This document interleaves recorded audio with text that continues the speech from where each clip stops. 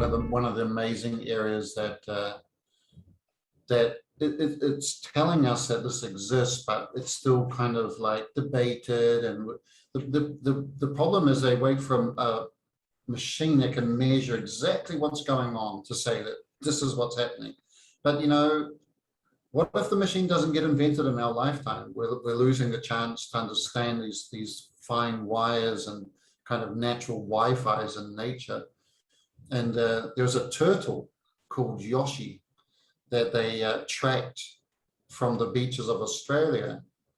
And this turtle went underwater through to Angola, because they like to do this. They like to put tracking devices on everything, right? Yes. Went through under the water, Angola and Africa, and back again. And the journey was 22,000 miles. Oh, man. Yeah. So it's the longest recorded so far. But you can get maps of turtle, you know, where they go from country to country. And it's the same with salmon. You know, the salmon will start in fresh water, go downstream, go out into the sea, and then when they're going to have their fertility process, they'll come back up the stream to where they came from, the same stream, the same mate, the same spawning ground.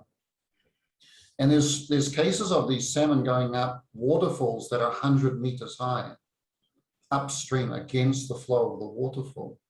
So not only is it incredible that they navigate all this, but they navigate it with a intensity, with a focus that's unbelievable.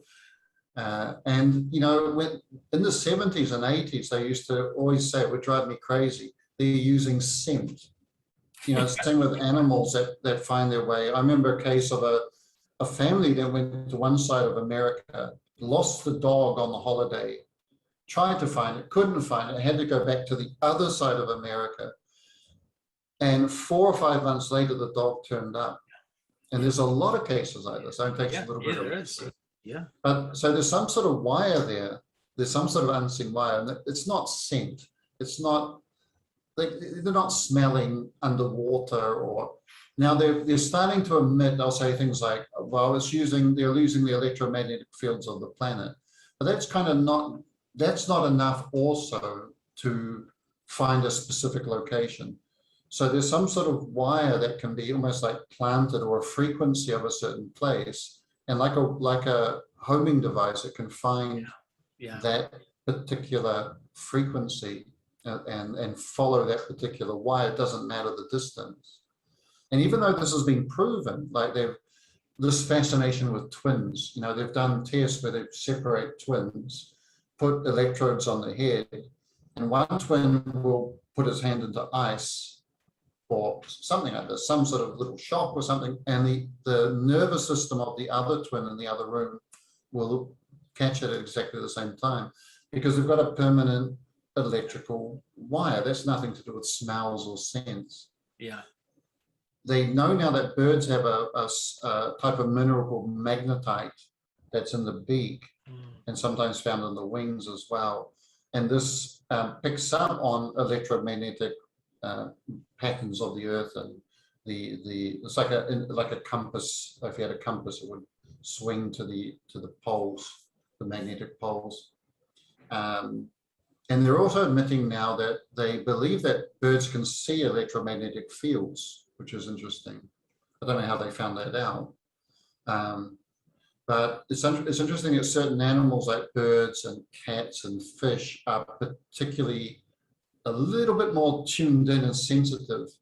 I think all animals have the sensitivity, but these have been recognized to be that more, maybe because they're more immediately reactive through history. So, you know, people have often had cats in the house because people who are sensitive sort of know that cats feel atmosphere changes and the presence of somebody coming, and somebody might be saying, here, putty, putty, putty, but the cat's going to go to the person with the aura that's more pleasant. But there's an interesting thing, that magnetite, they've also found that we have in the bone of our nose. Wow. And one of the disconnects that we've had with the planet is we don't use our nose as much as we did in the past.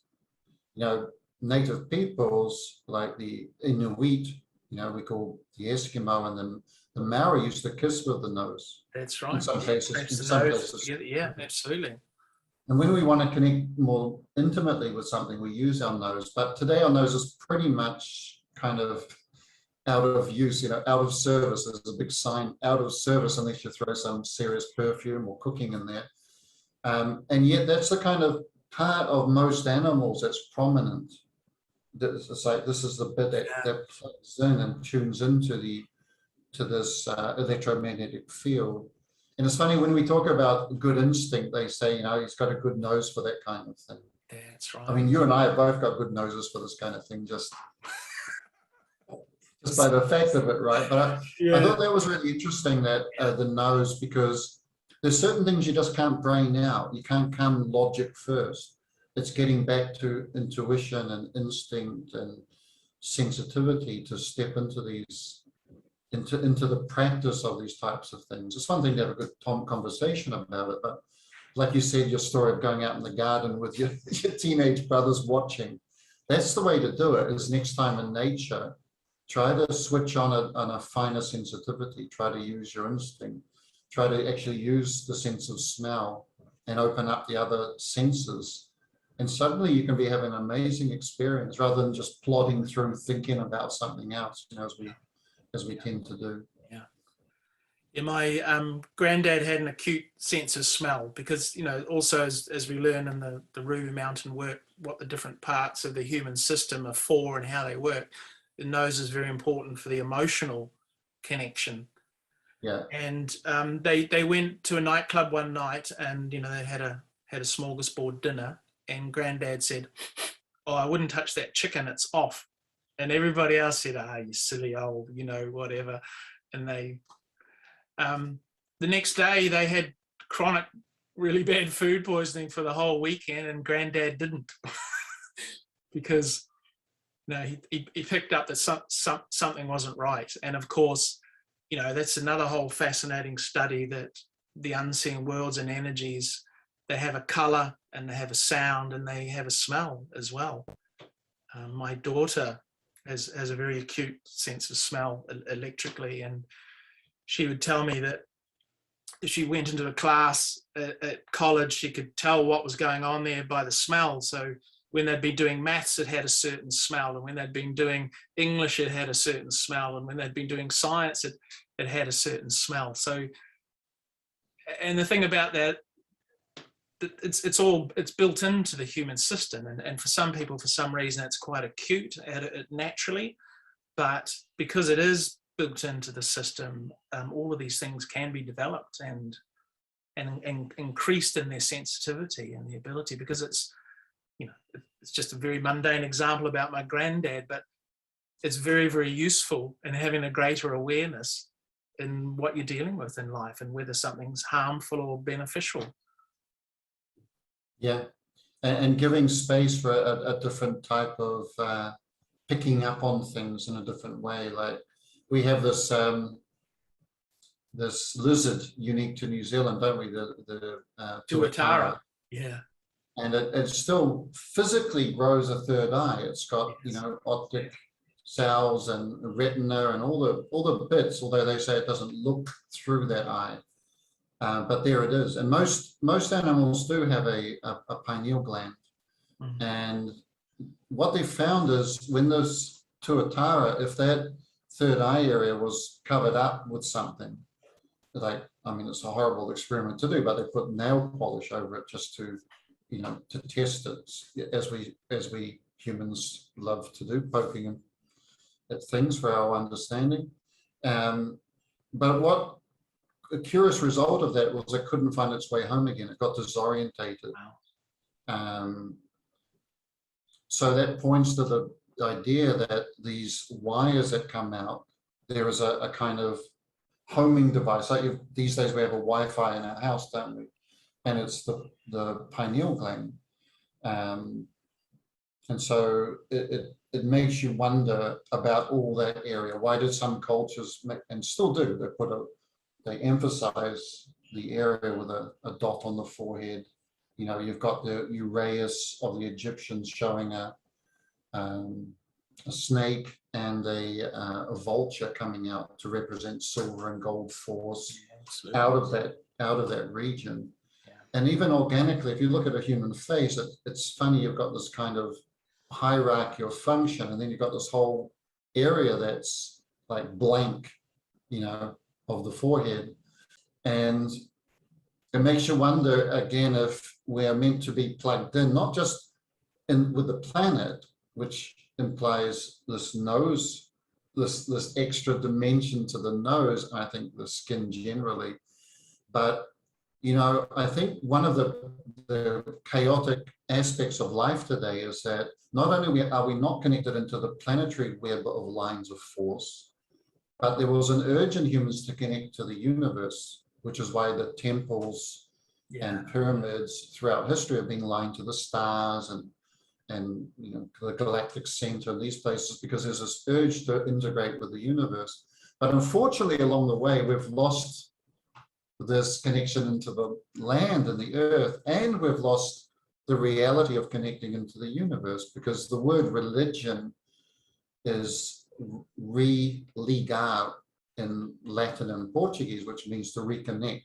Yes. So the idea was to connect to something off world, and although people still feel this urge, the idea that there's an actual electrical connection, that there's a fine thread that could be developed with forces off the planet, is kind of, it's not really integrated reality anymore.